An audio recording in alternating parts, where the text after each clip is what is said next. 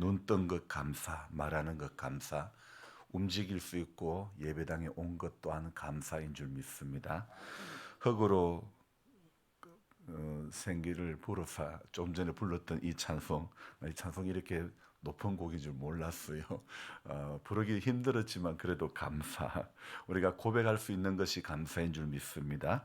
욥기 32장부터 37장까지 등장 이 내용은요. 욥기에서 등장하는 욥의 친구들 가운데 가장 나이가 젊은 엘리후라고 하는 사람이 하는 말입니다. 욥의 다른 세 친구들 엘리바스, 빌닷, 소발과는 다른 그런 분위기로 말하는 엘리후의 모습을 볼 수 있는데 그동안 엘리후가 말을 하고 있지 않았던 이유가 무엇이며 자신은 어떤 성향의 사람이었는지를 32장에서 말씀하였고 그리고 그는 거기에서 나는 연소하기 때문에 이러므로 내 의견을 감히 내놓지는 못했다.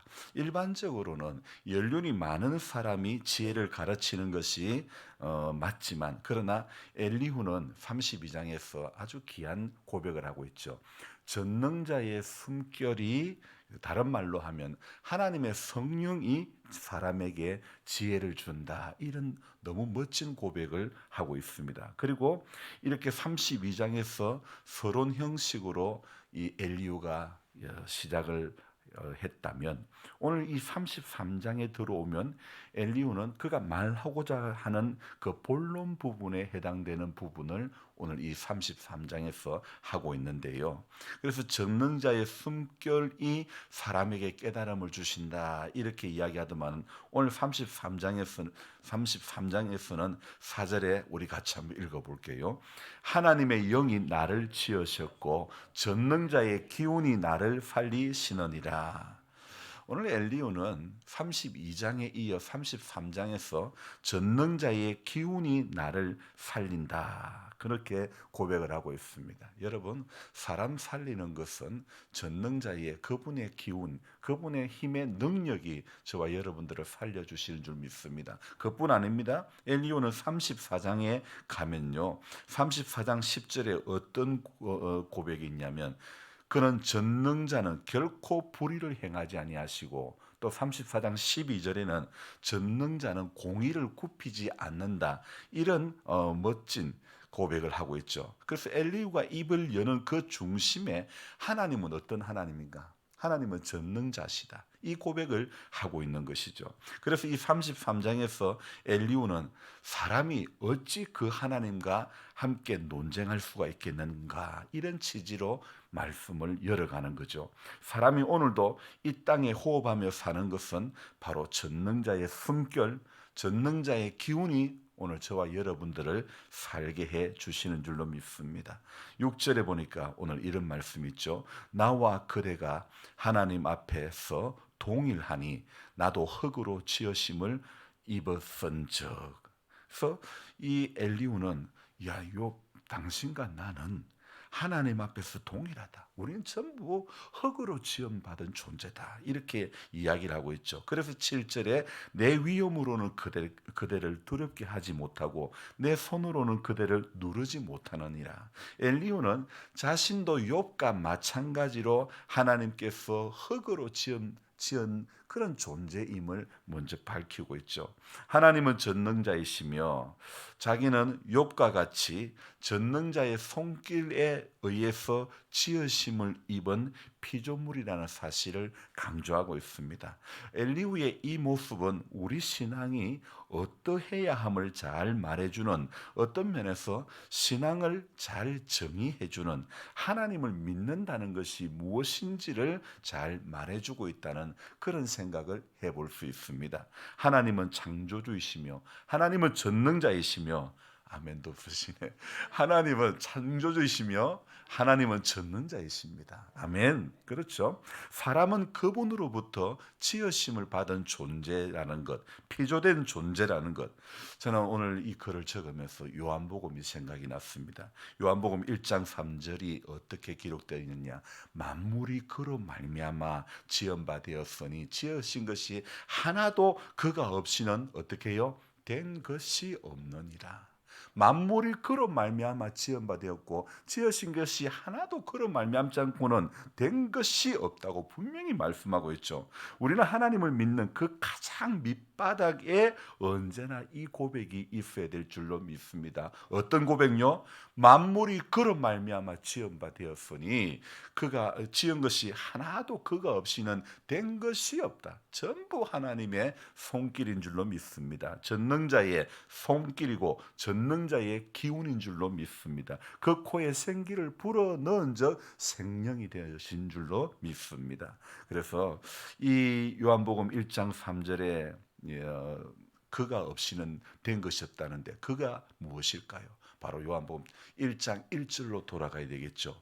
1장 1절에 태초에 말씀이 계시니라. 이 말씀이 하나님과 함께 계셨으니 이 말씀은 곧 하나님이시니라. 바로 말씀을 가리키는 것이죠. 만물이 말씀이신 하나님으로 말미암아 지은 바 되었으니 지은 것이 하나도 말씀이 없이는 된 것이 없느니라. 아멘.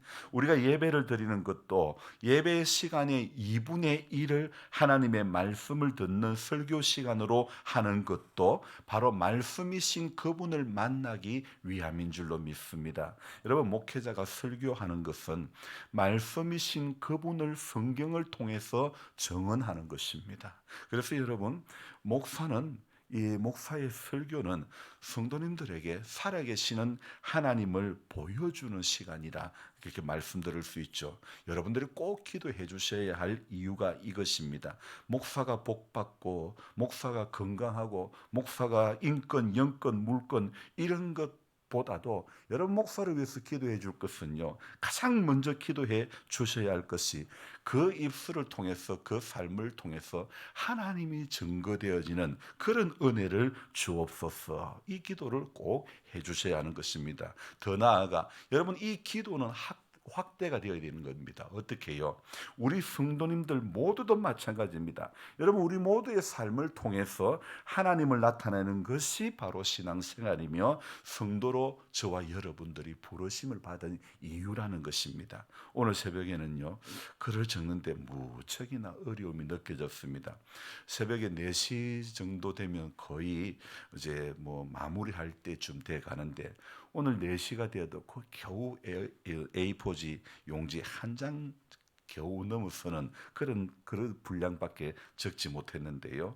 어떤 날은 한 4시쯤 되면 거의 마무리 지어갈 때쯤 돼가고, 안 그러면 적어도 A4 용지 한 2장 정도는 넘어서는 것이 대부분인데 오늘은 한 글자 한 글자 한 장 한 장 넘기는 것이 참 힘이 들더라고요. 이것이 설교자의 고뇌겠죠.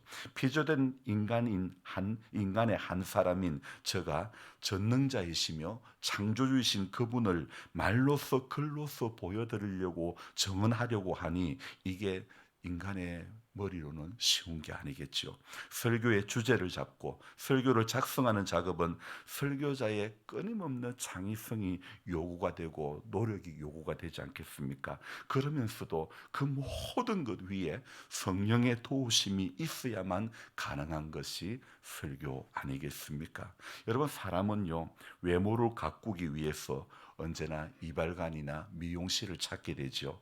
머리 자라는 곳을 각자 저마다 내 머리는 이 집이 잘해 이렇게 생각되어지는 그곳을 향해서 단골집을 찾아가게 되죠. 자기 외모를 꾸미기 위해서, 다른 말로 우리는 그 사람을 꾸미기 위해서 이발소나 미용실을 찾아가는 것입니다. 머리 자라는 데를 찾아서 멀리까지 가게 되죠. 제 아내는 도시 살다가 왔으므로 주로 가는 미용실이 도시입니다.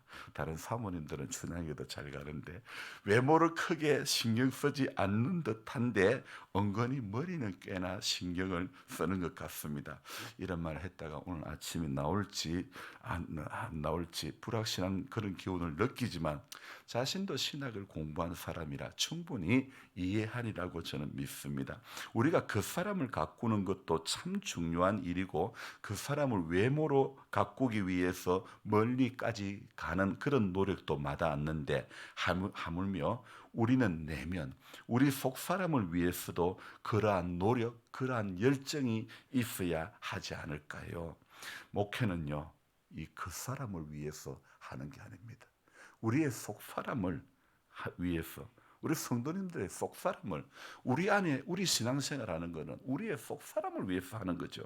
우리의 신앙은요. 그 사람을 위한 것이란 말하기보다 속 사람을 위한 것이기 때문에 정말 우리가 신앙생활하면서 가장 신경을 많이 써야 할 것은 바로 저와 여러분들의 속 사람이죠. 에베소서 3장 16절에 이런 말씀이 있습니다. 그 영광의 풍성을 따라 그의 성령의 능력으로 말미암아 너희 속 사람을 능력으로 강건하게 하옵시며. 여러분, 성경은 정의를 내릴 때에 사람의 정의를 내릴 때에 그 사람과 속 사람이라고 하는 정의를 내리고 그렇게 구분을 짓고 있죠. 우리의 그 사람은 세월의 흔적으로 비록 후패져 간다 할지라도 우리의 속 사람은 말씀 안에서 복음 안에서 날로 새로워지는 그런 싱그러운 은혜가 저와 여러분들 가운데 있기를 소망합니다. 바울이 에베소 교회를 향해서 말했던 그 속 사람을 능력으로 강건하게 하옵시며, 오늘 이것이 저와 여러분들의 진정한 기도의 제목이 되어져야 될 줄로 믿습니다. 사람이 시험이 들고 사람이 넘어가는 것도 전부 속 사람이 약해서 시험 들고 넘어가는 것 아니겠습니까? 속 사람이 강건하다는 그 말의 뜻은요, 다른 말로 하면 건강한 인격이다, 이렇게 말씀드릴 수도 있습니다. 칼 융이라는 사람, 이 심리학자인데 이분이 말하기를 건강한 인격, 건강한 사람에 대해서는 이렇게 정의를 하더라고요. 존재에 대해서 개별화된 의식을 가진 사람이 건강한 사람이다. 말이 좀 어렵습니다. 다시 한번 말씀드릴게요. 존재에 대해서 개별화된 의식을 가진 사람이 건강한 사람이다. 이게 쉽게 풀이한다면요, 이분은 존재의 개별성을 주장하는데 이 말씀을 쉽게 말씀드린다면요, 자기 자신을 다른 사람과 비교하지 않는 사람이 바로 이런 사람이 건강한 사람이다, 이렇게 말하는 것입니다. 이것은 요즘 신세대들의 특징이기도 하는데 남의 눈치를 그렇게 보지 않는 거예요.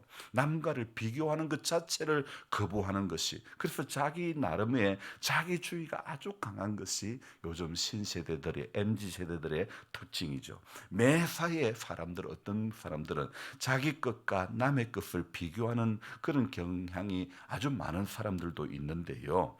여러분, 우리는 성경의 하나님의 말씀의 교훈을 따라 우리는 하루하루 살아가는 방향이 내 것과 남의 것을 비교하며 살아가는 그런 인생이 되면 안 됩니다. 내가 크니 네가 크니 내가 높으니. 여러분, 예수님의 제자들도 누가 서로 크냐고 논쟁을 벌였던 것 기억나시죠? 내가 크니 네가 높으니, 이런 생각을 하면 결코 건강한 인격체가 될 수가 없습니다. 근본 다니엘 기도회에 어제 2일차 강사인 김은강 교수님의 간증을 들으면서 여러분 무슨 생각을 하셨습니까? 이분은 2살 때 소아마비를 알았는데 그 2살 때 알았던 소아마비가 그의 인생의 전체를 뒤흔들어 놓았지만, 하지만 그로 말미암아 부모와 떨어져 재활원에서의 삶을 살게 되었던 막둥이 김 교수는 험난한 시간을 보내었지만은, 그러나 고통과 절망 속에서도 위로부터 오는 빛을 바라보며 살았던 사람이었죠. 완성된 하나님의 나라를 바라보면서 말입니다. 자신이 가지지 못한 것에 오히려 감사했다고 하는 교수님, 자신의 삶을 이야기할 때 잔잔하게 말씀을 전하면서도 또 표시 안 내려고 작은 소리로 울적이는 그 김 교수의 모습을 이렇게 보면서, 비록 육체는 소아마비라는 장애로 불편함이 있지만 우리는 그의 간증을 들으면서 어떤 생각을 하셨습니까?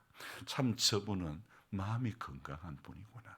몸은 비록 소아마비로 장애를 알았지만 그러나 저분은 참 마음이 건강한 분이구나, 이것을 느낄 수 있지 않았습니까? 여러분, 현대를 살아가는 대부분의 사람은 육체는 건강한데 마음에 병든 사람이 얼마나 많은지 모릅니다. 끊임없는 다른 사람과의 비교 의식에 붙들려서 이 마음의 병은 점점 더 깊어져 가고 있습니다. 여러분, 다른 사람하고 비교 의식은요, 세상 사람들이 흔히 하는 말 가운데 이 말입니다. 나는 팔자가 더러워서. 여러분, 그게 다른 사람하고 비교해서 나오는 말이 그 말 아니겠습니까? 여러분, 우리 예수 믿는 사람은요, 결코 나는 누구누구에 비해서 뭐가 못하고 이런 의식에 붙들려 살지 말기를 주님의 이름으로 부탁드립니다. 주님은요, 우리를 피로 값주고 산 한 사람 한 사람, 저와 여러분들은 하나님의 형상을 따라 피로 값주고 산 존재이라는 사실을 오늘도 꼭 기억하시기를 바랍니다. 그래서 비교 의식에 붙들려면 마음의 병이 점점 더 깊어져 가고 건강한 인격체가 결코 되지 못한다는 것입니다. 이런 우리들의 삶의 자리에서 오늘 우리 모두가 다시 기억해야 하는 것이 바로 이 엘리후의 고백이라고 저는 생각합니다. 하나님의 영이 나를 지으셨고 전능자의 기운이 나를 살리시느니라. 아멘.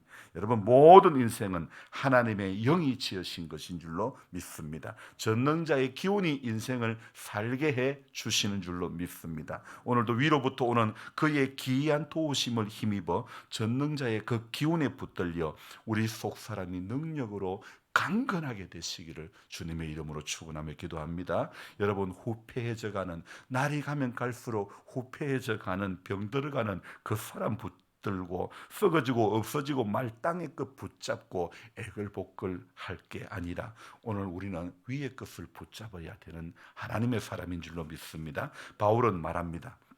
형제들아, 나는 아직 내가 잡은 줄로 여기지 아니하고 오직 한 일, 뒤에 있는 것은 잊어버리고 앞에 있는 것을 붙잡으려고, 앞에 있는 것을 잡으려고.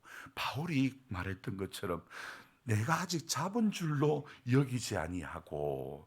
여러분, 오늘 우리 신앙 가운데 이러한 은혜가, 이러한 고백이 있어야 되는 겁니다. 내가 잡은 줄로 여기지 아니하고, 이 말은 겸손하게 뭔가 된 줄로 여기지 아니하고 오직 한 일, 뒤에 있는 것은 잊어버리고 앞에 있는 것 붙잡으려고, 앞에 있는 것 잡으려고 오늘도 표대를 향해서 그리스도 예수 안에서 하나님이 위에서 부르신 부름의 상을 우리 위하여 달려가는 하나님의 사람이 되어져야 될 줄 믿습니다. 바울에게는요, 부름의 상이라고 하는 뚜렷한 분명한 목표가 있었습니다. 오늘 우리도 마찬가지입니다. 하나님이 위에서 부르신 부름의 상이라고 표현하고 있는 이 바울의 고백, 이 바울의 신앙, 너무도 확실한 목표를 그는 가지고 있었기 때문에 어떻게 합니까? 앞에 있는 것 잡으려고 뒤에 있는 것에 연연하지 않고, 내가 어떤 괴로움이, 고통이 있었다 할지라도 뒤에 있는 것에 연연하지 않고 앞에 있는 것 붙잡으려고 그렇게 달려갔다는 그 바울의 모습들. 오늘 우리가 예수님을 만났다고 해서 영적으로 금방 온전한 성숙에 도달하는 것은 결코 아니지 않습니까? 이루었다 함도 아니고 되었다 함도 아니고 온전함을 얻은 것은 더더욱 아니라는 것을 우리는 알아야 됩니다. 그래서 바울이 하나님이 위에서 부르신 그 부름의 상을 향해서 쫓아 달려갔듯이 오늘 우리도 주님이 오시는 날까지 어제 김인관 교수님처럼 완성된 하나님의 나라를 바라보면서 오늘 하루도 우리 불확실하고 우리 온전치 못한 이 몸뚱아리라 할지라도 우리 눈으로 바라보아야 될 것은 완성된 하나님의 나라를 바라보아야 됩니다. 될 줄로 믿습니다. 그것이 저와 여러분들이 살게 되는 길이고, 그것이 그러한 고백 가운데 전능자의 기운이 오늘도 나를 살린다는 이 고백 가운데 저와 여러분들이 일어서게 될 줄로 믿습니다. 오늘의 흡족한 은혜를 사모하며 오늘 다니엘 기도의 셋째 날 저와 여러분들이 또 동참하며 하나님의 크신 은혜 가운데 모두가 붙들리기를 바랍니다. 기도하겠습니다. 좋으신 하나님 아버지, 우리 속사람이 능력으로 강건해지는 은혜가 있기를 원합니다. 예수를 믿어도 하나님, 우리는 우리 마음이 참 이리 흔들리고 저리 흔들리고, 한번 결심해도 결심한 것을 끝까지 붙잡고 가지 못하고, 우리 마음이 며칠이 못 가서 요동치는, 정말 풍랑에 이는 그 물결과 같은 그런 모습이 우리 안에 얼마나 많은지 모릅니다. 하나님께서는 심지가 견고한 자에게 평강에 평강을 더하신다고 하셨는데, 우리 예수를 믿는 우리의 마음이 왜 이렇게 요동치는지, 작은 것에도 하나님, 우리 너무 많이 흔들리고 있음을 발견합니다. 그런 우리 연약함이 있는 인생이기에 전능자의 숨결이 아니면, 전능자의 기운이 아니면 잠시라도 살 수 없는 하나님, 우리에게는 약함이 있습니다.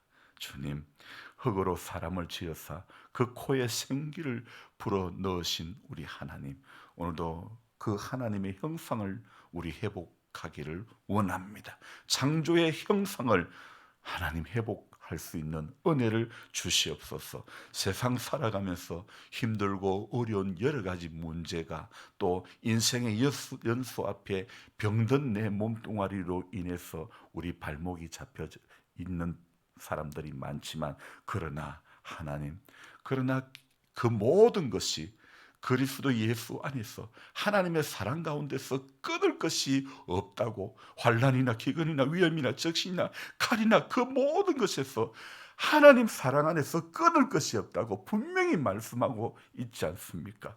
그래서 이 말씀을 받은 우리 일진데, 날마다 우리 오늘도 그 사람의 문제로 말미암아, 땅의 문제로 무엇을 먹을까 마실까 입을까에 고민하는 문제로 하나님, 우리 속사람이 황폐해지지 않도록 도와주시기를 원합니다. 속사람이 능력으로 강건하게 되는 은혜를 우리 모두에게 허락해 주시기를 원합니다.